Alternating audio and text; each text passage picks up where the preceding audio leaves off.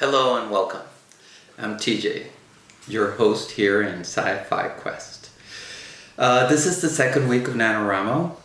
It's been going well. I'm up to about 30,000 words, which is actually really good. I've had a little bit of trouble in the sense that there's a lot of dialogue on the novel right now. It's driving the action, so that's good. I'm running into a little bit of trouble because since I know there's a lot of dialogue, I'm trying to get some narration in and it's complicating the situation. But it's okay. I got my main character in a lot of trouble. He's already been accused of manslaughter. He's already been accused of negligence. So he's deep in trouble. And I'll get him out somehow. We'll see how that goes. Okay, let's take a look now at the science fiction part of the post. In this post, we're going to talk a little bit about gas in space. No, I'm not talking about breaking wind in your spacesuit, which of course would be a very, very uncomfortable situation. That's not it. What I want to talk about is the importance of keeping a balanced atmosphere when you're in space. When you're in a spaceship, it's gotta be hermetically sealed. Nothing in, nothing out. Outside, all you got is vacuum.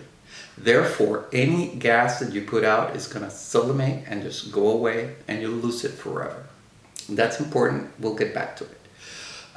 Let's talk about our atmosphere here on Earth. What we think of as an optimum atmosphere for life is 78% nitrogen, 21% oxygen. If you do the math, that's 99%. The other 1% is trace elements. One of the most important ones is carbon dioxide. Where does that one come from? As I'm sure you know, we breathe oxygen in, us, animals, plants, anything living on Earth right now breathes oxygen in, combines it with carbon, and we exhale carbon dioxide. So oxygen and carbon dioxide are very important for us, for our lives. Oxygen, because if it goes below 19.5% in the atmosphere, that's it, we're done. We pass out and die. On the other hand, if carbon dioxide goes above 10%, that's also it. We pass out and die. So we want the carbon dioxide concentration as low as possible, always below 1%. So how do we accomplish this? Let's take a look at real life. Let's take a look at the International Space Station. In the International Space Station, oxygen is simply taken up in tanks from Earth. And that way they have compressed oxygen, which they replenish every so often. As they breathe, and some of their experiments generate CO2 because they are doing experiments with plants, that gas is caught by a mineral that is kind of like a sponge. And what it does is it captures the CO2 from the gas inside of the International Space Station. It's called zeolite. Now the zeolite captures the CO2 and takes it out of the air, which means that they can keep the percentage of CO2 within reasonable levels. What do they do with the zeolite, you ask? Very good question. They take it out in the vacuum of space and the CO2 goes away. Could we do that if we were on an interstellar trip? Answer, of course not.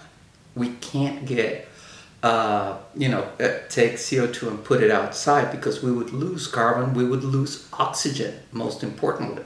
So we need to keep that inside of our interstellar ship or even our interplanetary ship. There are no gas stations in space. So if you're going from Earth to another planet, you can't stop along the way to get a soda or something. You have to take everything you need with you and you have to keep as much of it as you can. In science fiction, take Babylon 5 or take, for instance, Silent Running from 1972. They have gardens inside of the stations or the ships. The plants are the natural beings that turn CO2 into oxygen and carbon compounds. So that way you keep the carbon, in this case, if it's a plant and it's an edible plant, the animal eats it and exhales carbon dioxide.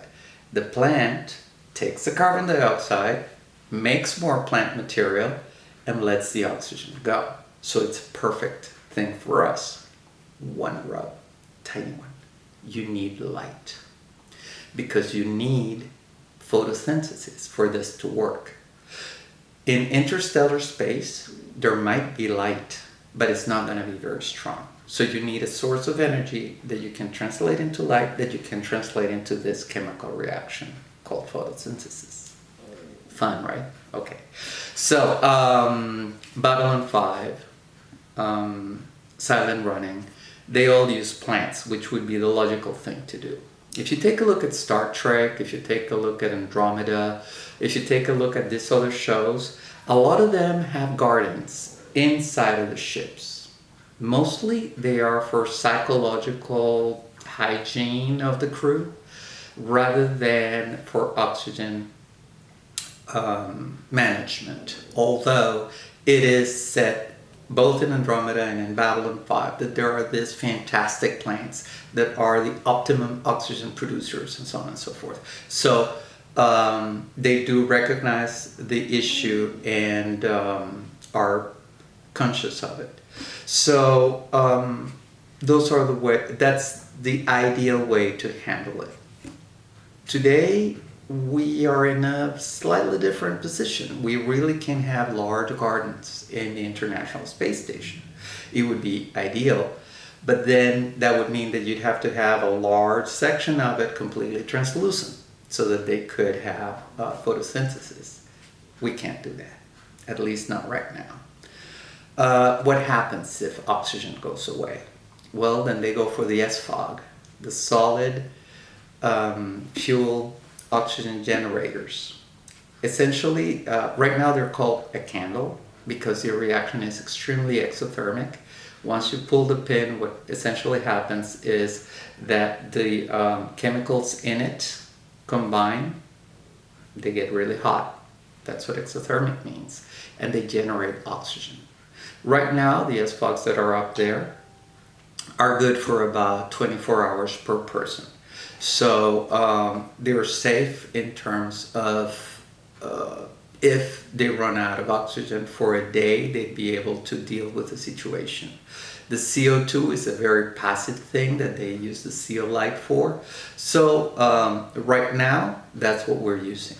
In other words, we have the SFOGs in case of emergency and the tank oxygen, and we have the CO light to capture the CO2.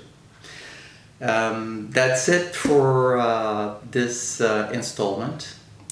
I hope it was short enough. I tried to make it a little bit short because last time I took a long time. I very much appreciate all of your comments. I appreciate them even more if you wrote them down, because that way YouTube knows that you're watching. The other thing, of course, as usual, if you like my t-shirt, they are in my stores, both in TeePublic and in Redbubble. The link is down below, as well as several links for everything that we've covered today, from what's going on what's going on at the International Space Station, and also about a lot of you are not going to know about Silent Running, because although it was a big hit back in the early 70s, today essentially is a cult film. Everybody that's seen it has seen R2-D2's great grandpa. If you haven't, take a look, link down below. Thank you very much, and as always, keep questing.